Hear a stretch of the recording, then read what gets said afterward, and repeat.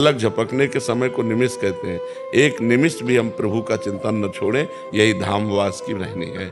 हम रज का सेवन करें, सबसे झुक के रहें, किसी की निंदा स्तुति न करें, अपनी कमाई का खाएं और भगवान नाम जप करें, इसी से सब हो जाएगा। सरल शब्दों में धामवास किए रहनी, गृहस्थ धर्म से युक्त होकर के। ऐसा नहीं कि ईश्वर दर्शन के बाद ही रस बुद्धि नष्ट होती, नहीं।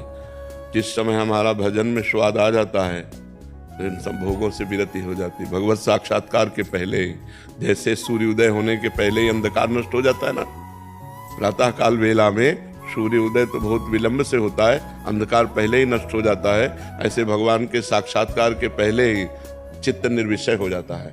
हमारा जन्म साधन धाम मोक्ष कर द्वारा हम भगवत प्राप्ति के लिए भजन करते हैं। और दूसरी बात, सब में भगवान है, सब रूपों में भगवान है। तो जब कोई दुखी हो तो देखो भगवान दुख की लीला कर रहे हैं। तो हमसे जो बन सके हम तन मन धन से सेवा कर दें, लेकिन भजन भगवान को दें।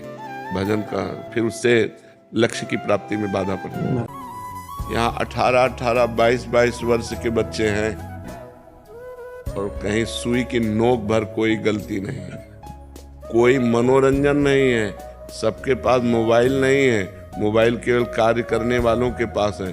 वो बहुत आनंद से हैं, उत्साह पूर्वक हैं। क्यों हैं?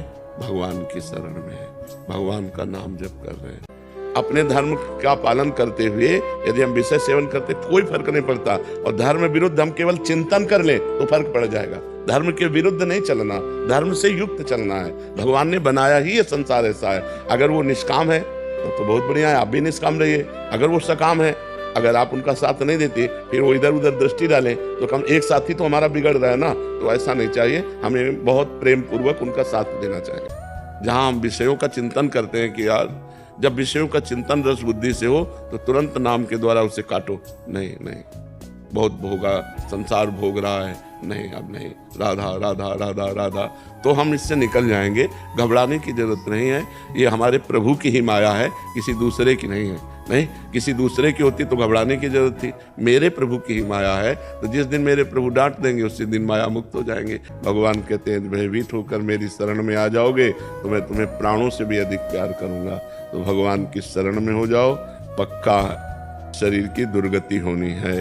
ये जन्म ही दुर्गति के लिए शरीर की, तुम सदगति को प्राप्त हो जाओ। जो हमारा अपमान करें, जो हमारी निंदा करें, जो हमें दुख दें, उनको भी भगवान सुख दें, उनकी बुद्धि शुद्ध कर दें। वो बेचारा दोषी नहीं है, उसकी बुद्धि दूषित है। अगर बुद्धि ठीक हो गई तो बहुत अच्छा आदमी हो जाएगा। तो हे भगवान, जो ये हमारे सामने हमको गाली दे रहा है, नाथ इसकी बुद्धि शुद्ध कर दो, इसको आनंद प्रदान करो। ये भजन करने वालों का स्वभाव होता है।